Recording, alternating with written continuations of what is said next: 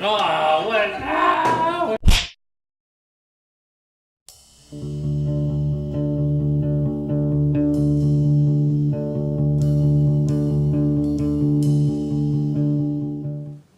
Hi, my name's Leroy Chowski.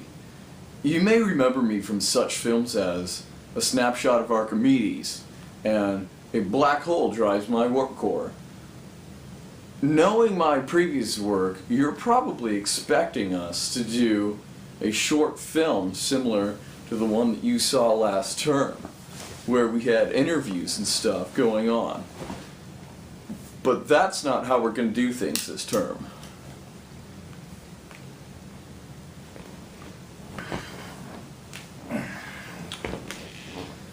Today, I'm going to tell you about some stuff that could be pretty cool in the future.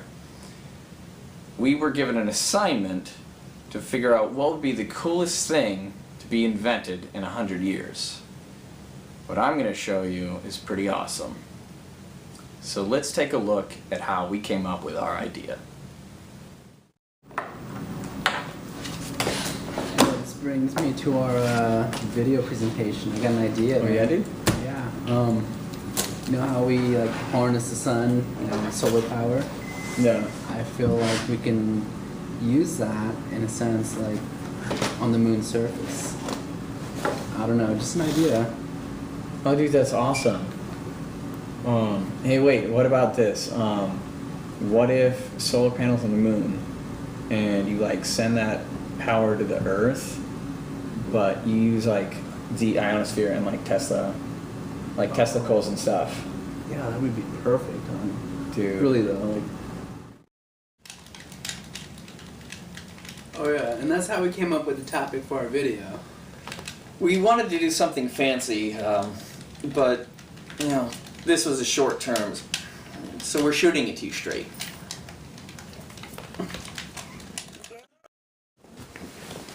During my research, I found that this idea has already been presented as a viable option. In his research, physicist David Criswell projected that by the year 2050 there would be 10 billion people on Earth with an average energy use of 2 kilowatts per day. That's a total power need of 20 terawatts per day.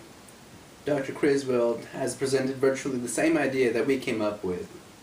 We'll give you some info on this idea, as well as add our own theories on how this could be achieved. Like the Earth, the moon has nights and days. Therefore, in order for our idea to work, we would need to build solar panels around the entire moon, potentially at its equator. However, the moon, unlike the Earth, does not have an atmosphere to block sunlight. Because of this, the efficiency of the solar panels on the moon would be increased. Power stations would also need to be built alongside the vast arrays of solar panels in order to collect and transmit the energy.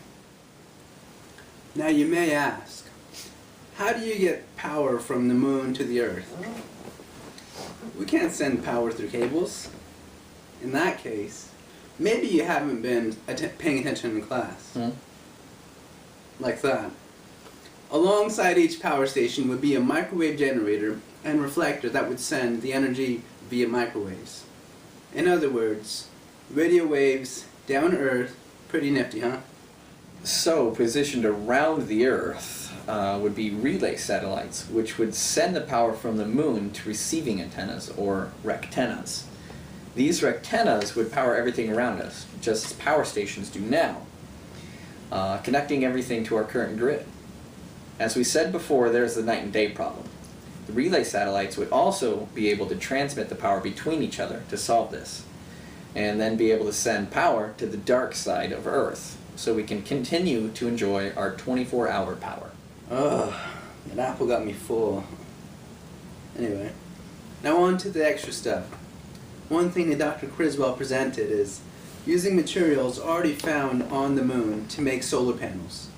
This would make building the system much, much cheaper. Although, some materials would need to be transported from Earth.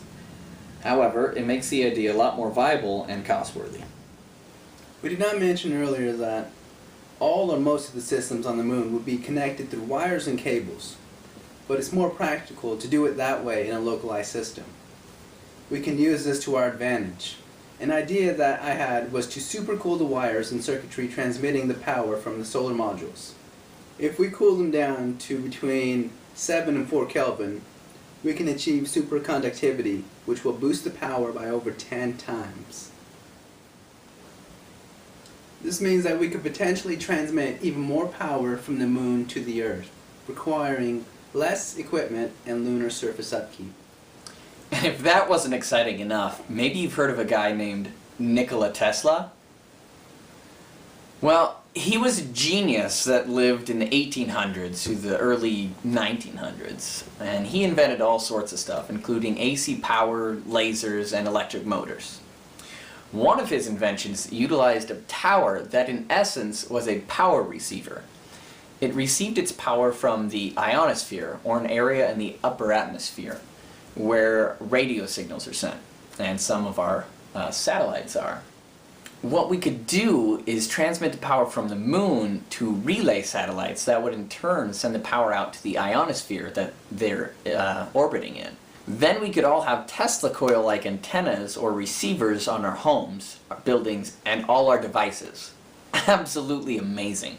And you know, the best part is that all of this technology is completely possible today. And it is completely possible to have this as a power source within the next 100 years. Everyone on Earth can get more power anywhere as long as they had the proper antenna. Now that's a power